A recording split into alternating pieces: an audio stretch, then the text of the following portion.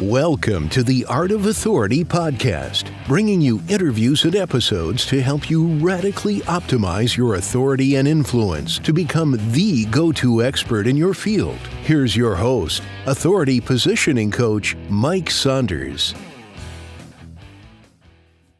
Hey guys, welcome back to the Authority and Influence Virtual Summit. And today we have with us John Ruhlin, who is the author of the book GIFTOLOGY. Welcome to the summit, John. Hey, thanks for having me, Mike. This is going to be fun.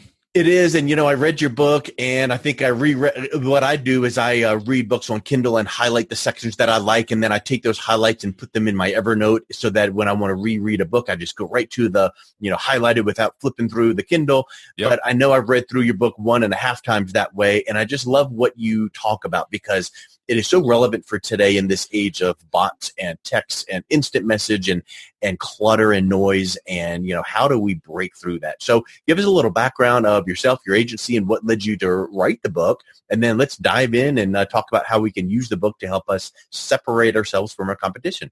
Yeah, well, I think the book got written after 18 years of doing it. When we've owned an agency since I was in college, and initially I kind of fell into gifting. I mean, it wasn't like I grew up with my dad doing it, or I grew up on a farm milking goats. So I always tell people, if I can do it, anybody can do it. But I basically wanted to go to school to be a doctor. I went intern with Cutco, the knife company. So if you know Hal Elrod, Vroman, there's a lot of guys that have kind of come through those doors.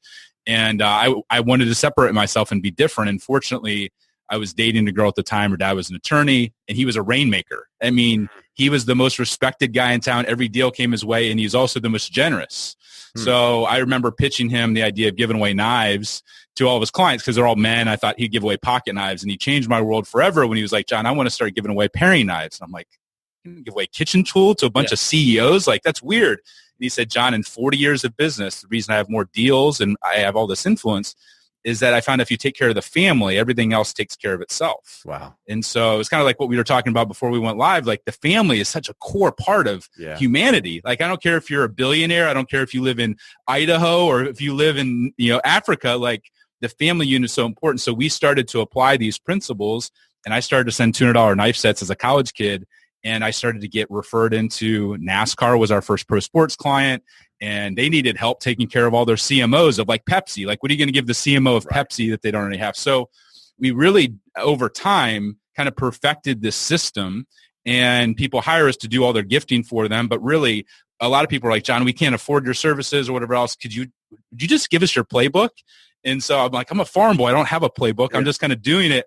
But a couple years ago, enough clients, enough people reached out and said, hey, put all of your system into a book. And then so really there's no Giftology 2 coming out anytime soon. It was all put into that book about 2 years ago. Yep. And then you're off doing what you do, and that's the best way to show how it works is just to do it. And guess what? When the student is ready, the teacher will appear. So if someone reads the book and they don't implement and take action on it, okay, that's on them. They weren't ready at that moment. But when somebody's like, okay, I finally got to do this. Let me get that book, read that book, pick up a few tips and techniques, because it really is just, so it is tactics, of course, but it really is a mentality, right? It's a philosophy, yep. And you have to strive to not think it's a one-for-one reciprocity formula, right? Yeah, tit for tat. No. Talk about that, because I think a lot of people might feel like, X number of dollars, whatever it is, whatever the gift is, whatever the amount is, it's a dollar figure, right? Whether it's $200 or $20. Man, I'm going to send this, and of course I want something in return, but you don't want to have that feeling of it's been 10 seconds. Where's my referral, right? Yeah. Well, I think what's interesting is people either go really cheap because they're like, I better, I don't want to spend too much. I don't want it to feel like a bribe. I don't want to feel slimy. Right. Or they're like, I'll spend any amount of money. I want to manipulate the crap out of this guy. Yeah. And they're like, they're trying to take advantage of people. And you can do either one. What we found is, similar to really what we teach is a Gary Vaynerchuk style. I mean, I hosted Gary in St. Louis, and I'm like, dude, what we teach around gifting is the same thing you teach around giving value. You give value 100 times over, and then maybe you ask for something in return. Yeah. And what's interesting, last year I sent out personally, just to my relationships, clients, prospects, about $350,000 in gifts. And I know where all that went, but a lot of times people reach out to me like, John, you've sent me like 4 gifts. I was reaching out to Adam Bornstein. He's like, dude, you sent me this Cubs bag. And I'm like, I don't even remember what I sent you.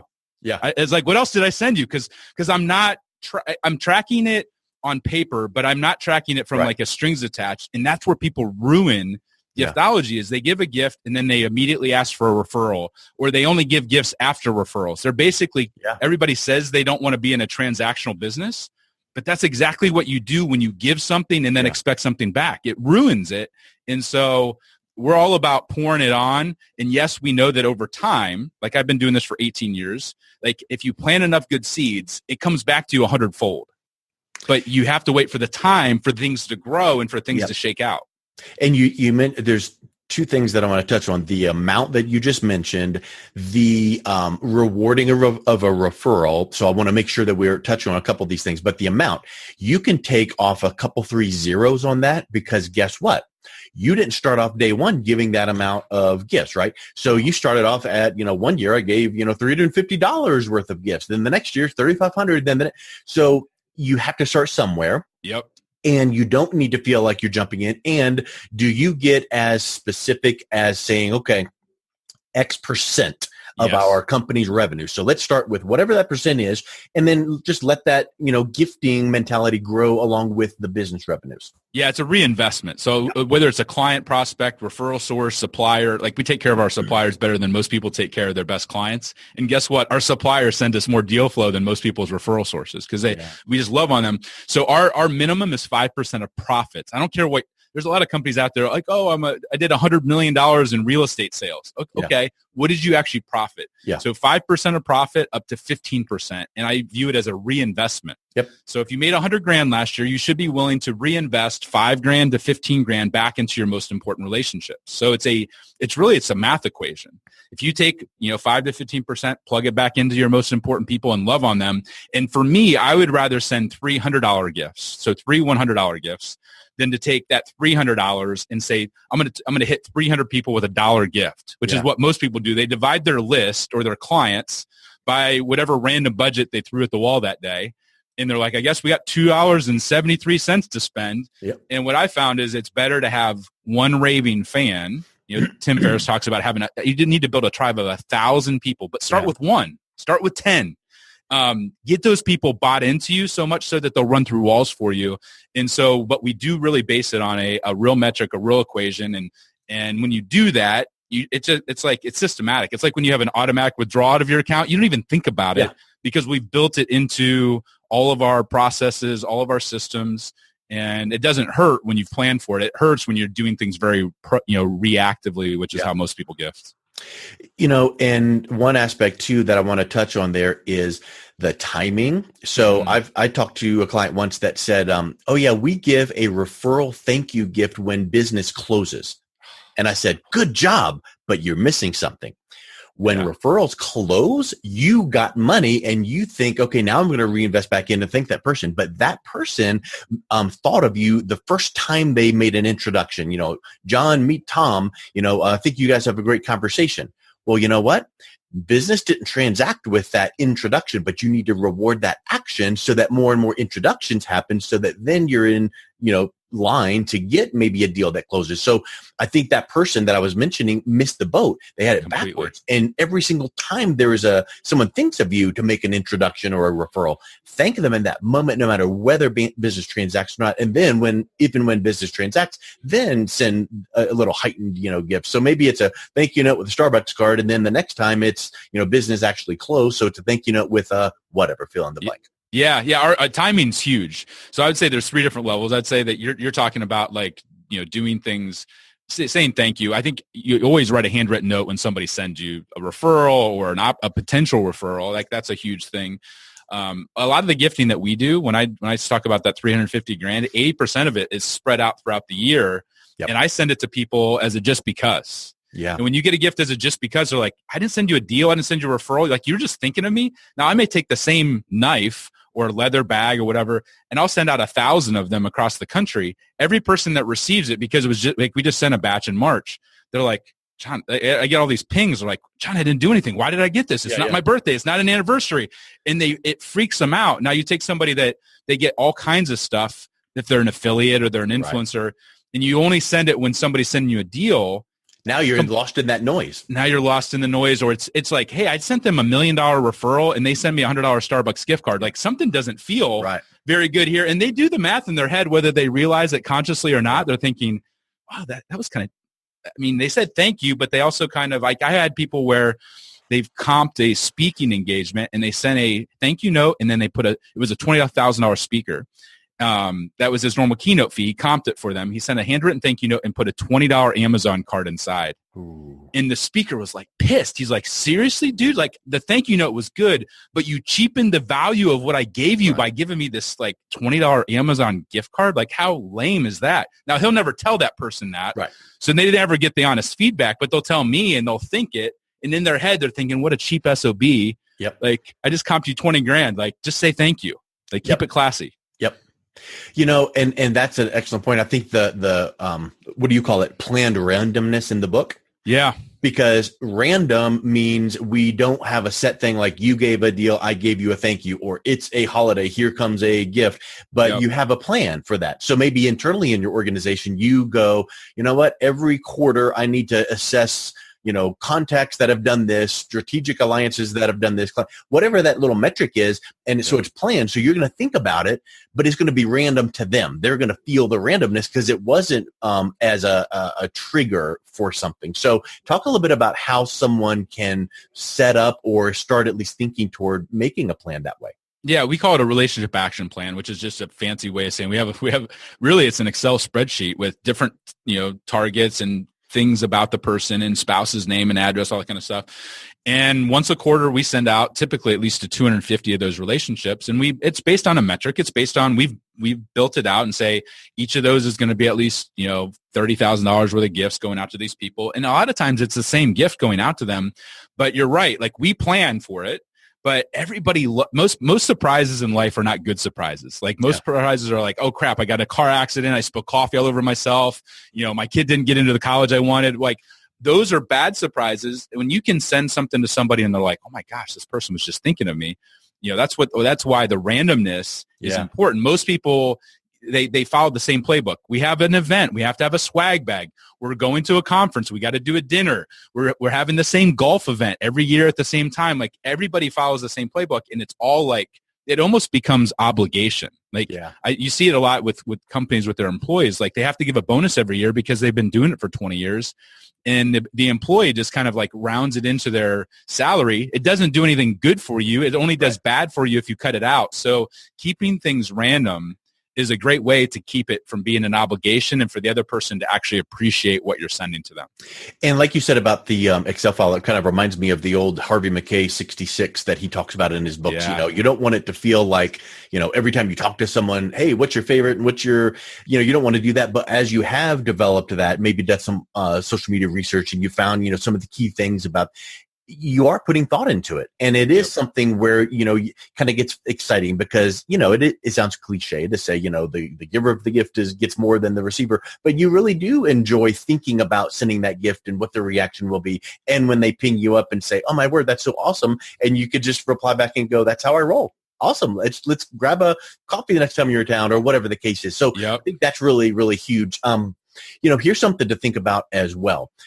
I know you touched on this in the book. We haven't touched on it here, but the impact that it has to have someone receive some custom swag that they get and open up, and the thought might cross their mind, man, they just went to a trade show and they just sent me one of these chargers with their logo on it. No big deal.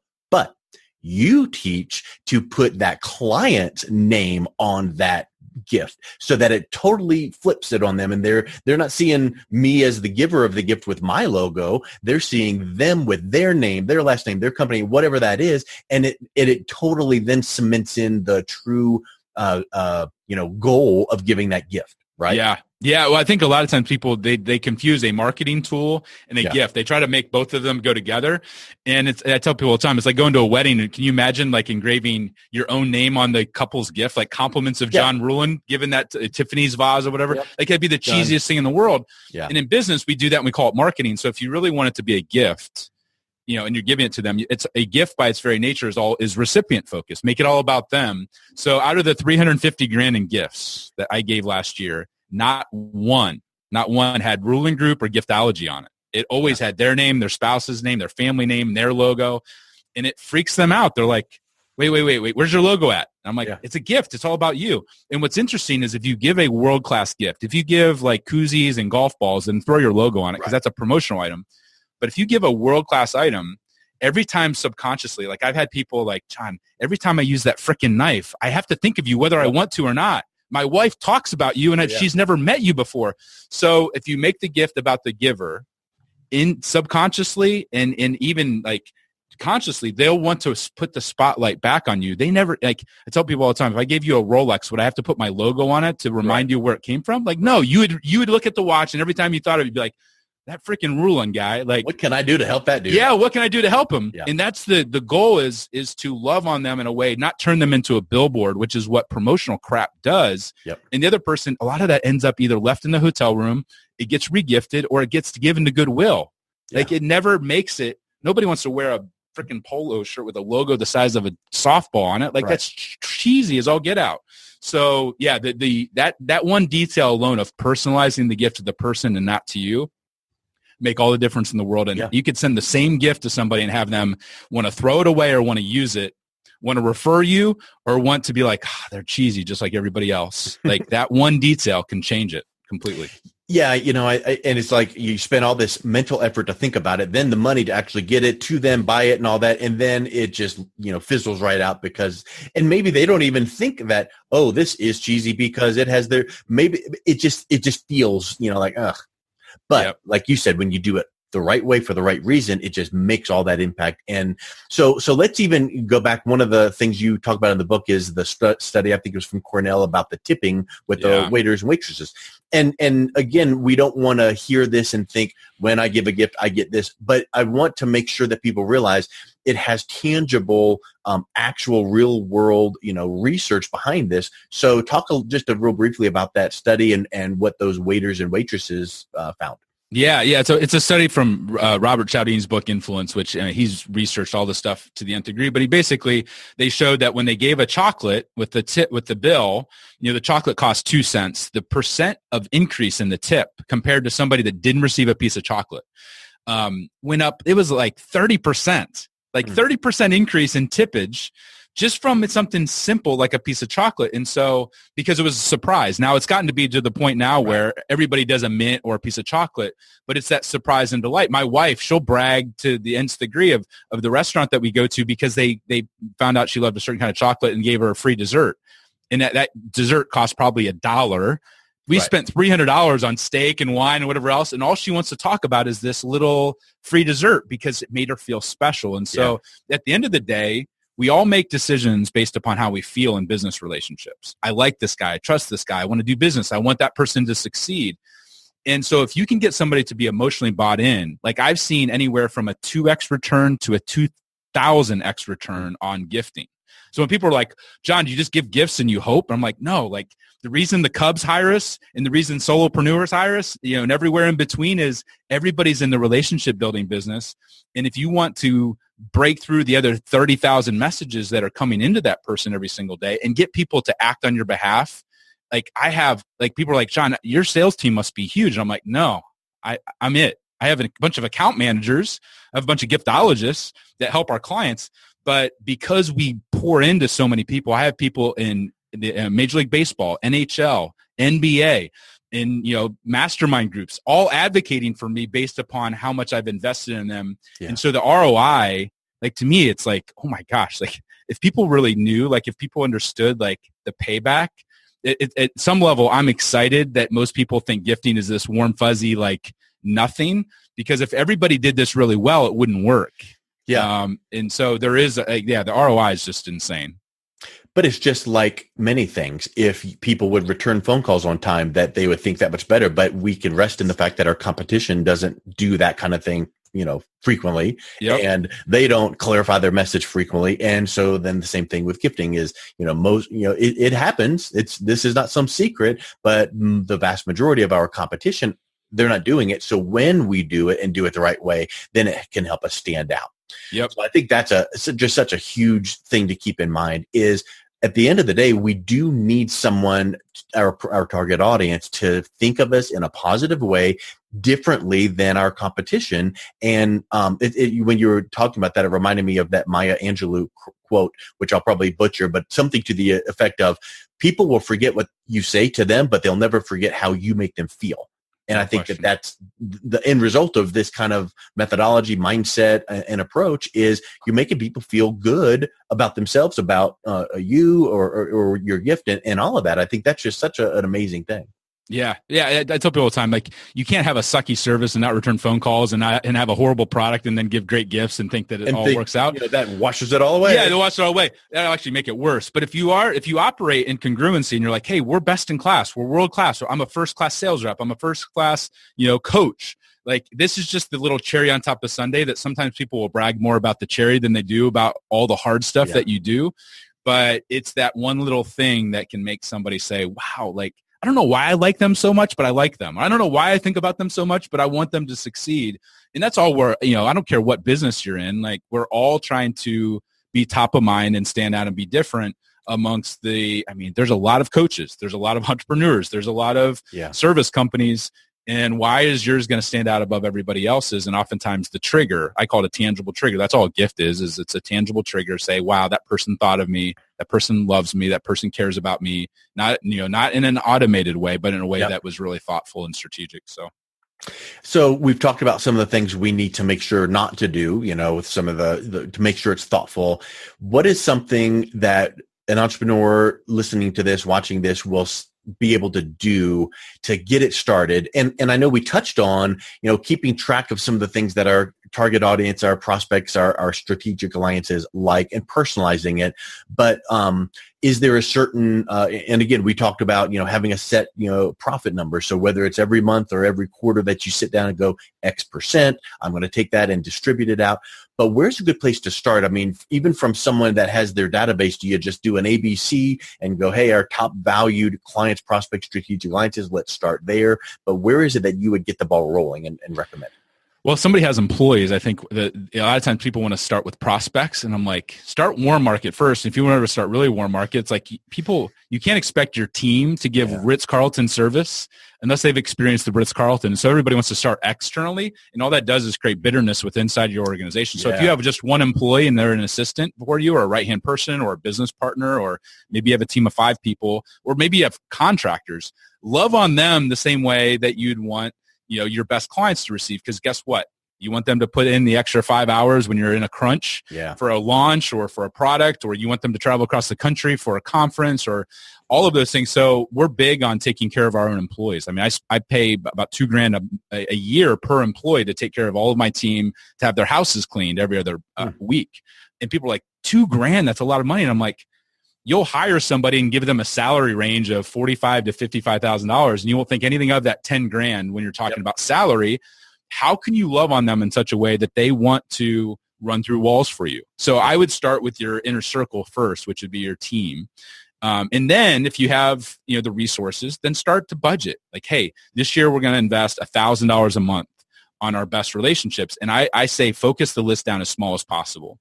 If that's 10 people for you, if that's 5 people, 50 people, 500, like, everybody's going to be different depending upon their revenue range. But I would highly recommend doing 2 really nice gifts per year versus doing 4 mediocre. And most people are like, oh, John, I heard John, we got to do quarterly gifts. And then they only have $100 budget per person per year. $25 gift. Right. I mean, they're going to say, they thought of you maybe for 5 minutes, but give them something for $100 one time that they think of you for the next 5 years. Yeah. And so I'm looking at it, the Seth Godin and all these guys talk about cost per impression on marketing. I spend $100 on something, somebody else spends $100 on a fruit basket or whatever. If mine's around 10 years later and they think about me every day, I win over the person who sent this nice bottle of wine that was consumed and forgotten about. So, but do a lot more for a lot less people, and you'll start to see, like, the relationships over time start to blossom, and you'll have employees, contractors, whoever, saying, I worked for this other company for 10 years. And I've only worked for you for 6 months, and you're treating me better. They gave me this pen set that cost $30 that made me really insulted me. Like, I see that kind of like dynamic all the time. And so I would start to segment your list down to your top 20, your top 50. And that list can change a little bit over time. It's not like you have to lock in and be like, for the next 5 years, we're only going to share these 10 people. But I think that when you can start to budget, start to plan, start to segment, and not overcomplicate it. Like that's the big thing is everybody has these big grandiose ideas of starting with the McKay 66 right from the start. And guess what? They do one or two and then they stop because they're like, this is difficult. A lot of work. Yeah. It's a lot of work. So start small, do 5 gifts really well, 5 people, start with your team. And then from there you can start to scale it and grow it. Awesome. Well, John, thanks for your time. Let's wrap up with what's the best way people can get a copy of your book, and then also reach out to you as far as your agency to see if your services may help them as well. Yeah. So I would say that, obviously there's, a dozen different ways on Amazon, paperback, hardcover, Kindle, all that kind of stuff, Audible. Probably the easiest way to get in contact, if you want to start getting things like we've developed for our clients to use different PDFs of like the worst gifts to avoid giving. So if somebody just wants to take some of our methodology and plug it in, they don't necessarily want to hire us to do all their gifting for them. If you go to thegiversedge.com, you can get the free downloads of like the 10 worst gifts and all that kind of stuff. But you can also, I post twice a week on the best gifts I see out there, the worst gifts, the timing, all the different things that we talk about strategy wise. You can learn kind of behind the scenes, behind the curtains of when we send somebody a sauna and I tell that story, you can learn why we did it that way and then what the impact was. And so a lot of times people gain a lot of value from the Giver's Edge. Perfect. Well, thanks so much for your time today, John. Hey, thanks for having me.